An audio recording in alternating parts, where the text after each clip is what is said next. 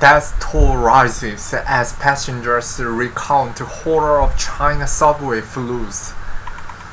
CNN: at least 33 people have died and 8 remain missing in central China as authorities ramped up rescue and recovery effort following devastating floods that submerged entire neighborhoods, trapped passengers in subway cars, caused landslides, and overwhelmed dams and rivers. Torrential rains have battled Hainan province since last weekend, displacing hundreds of thousands of people and causing 1.22 billion yen, about $190 million of economic damage, Hainan authorities said Thursday. Home to 99 million residents, Hainan is one of China's most populous and fullest provinces, with large swaths of farmlands and factories. A damaged bridge followed heavy rains which caused severe flooding in Gongyi in China's central Hainan province on July 21, 2021. Chongzhou, the provincial capital of 12 million people, is one of the worst hit areas, with 12 killed after being trapped for hours on a flooded subway line. But many smaller cities and villages have also been badly ravaged. With more rains forecast for the region, the death toll is expected to rise as rescue work continues. In Gongyi, a county-level city to the west of Chengdu, at least 4 people were killed as gushing flood waters swept through streets. Heavy rains also caused the widespread collapse of homes and landslides, hampering rescue operations. In another city, Xinjiang, rivers have swelled beyond the warning levels and 7 reservoirs have overflowed, affecting 58 counties and 470,000 people, according to the state-run People's Daily. China's central Hainan province has been battled by deadly floods. Chongzhou, the provincial capital of Hainan, is one of the worst hit areas, with 12 killed after being trapped on a flooded subway line on Tuesday. Cars sit in the flood waters at the entrance of the tunnel after heavy rains hit the city of Chongzhou on July 22, 2021. Severity of the flooding was captured by numerous videos shared on Chinese social media, which showed people and cars swept away in surging torrent.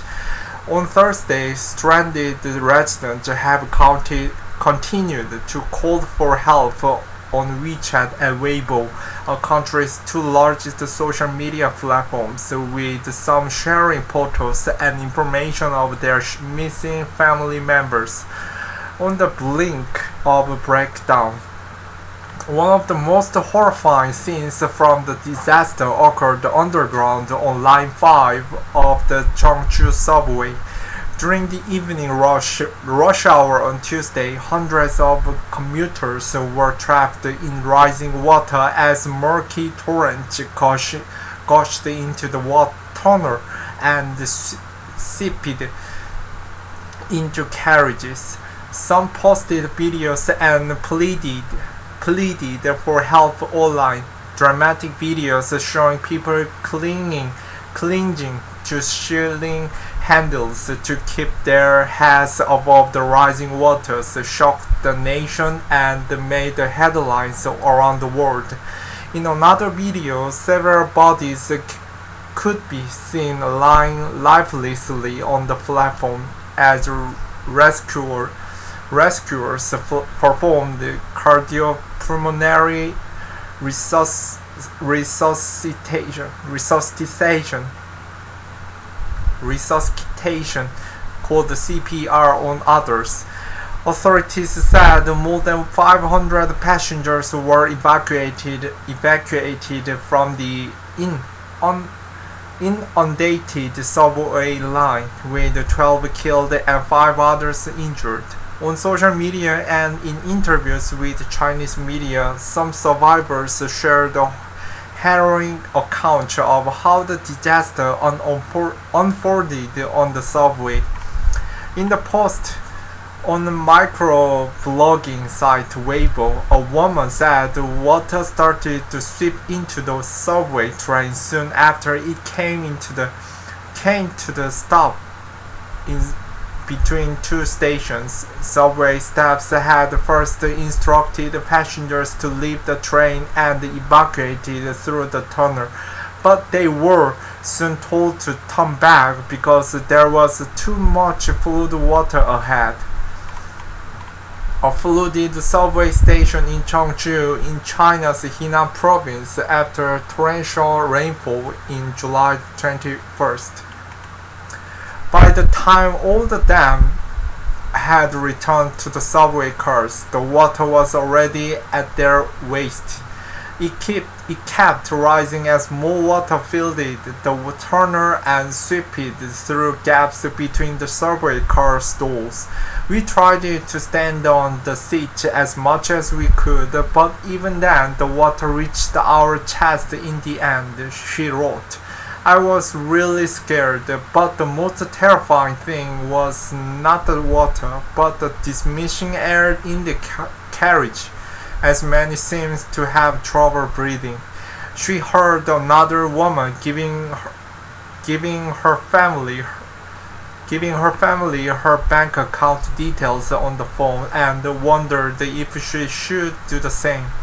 She sent a message to her mother tell her she might not make it.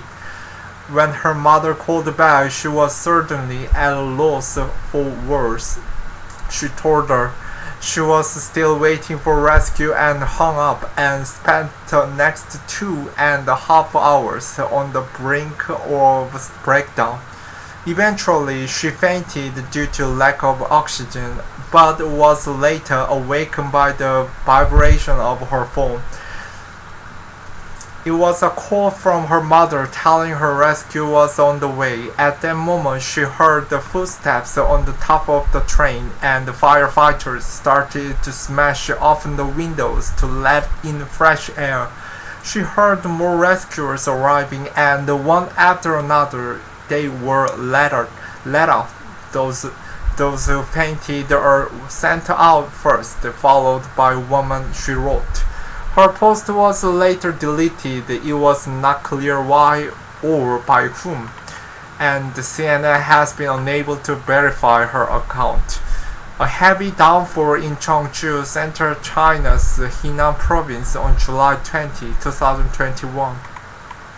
Another woman told the state-run China News Daily that she couldn't control herself from weeping when she saw water coming into the train. Around her, some others cried too, but people comforted each other and gradually most chose to stay silent to preserve the energy. Some tried to call emergency lines and ask the family and friends to get help, but to no available. By 9 p.m., water inside the train had reached their throat, she said.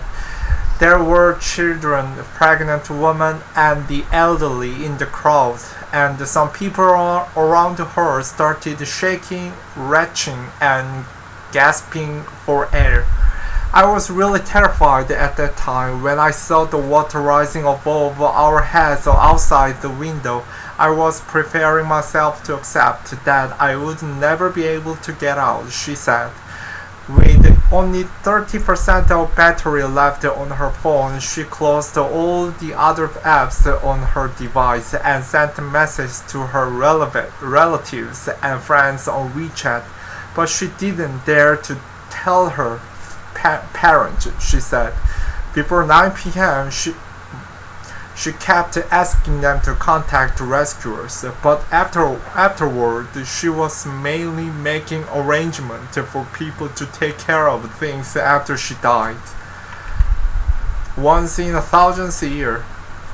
At a news conference on Wednesday evening, officials observed a moment of silence for the flood victims.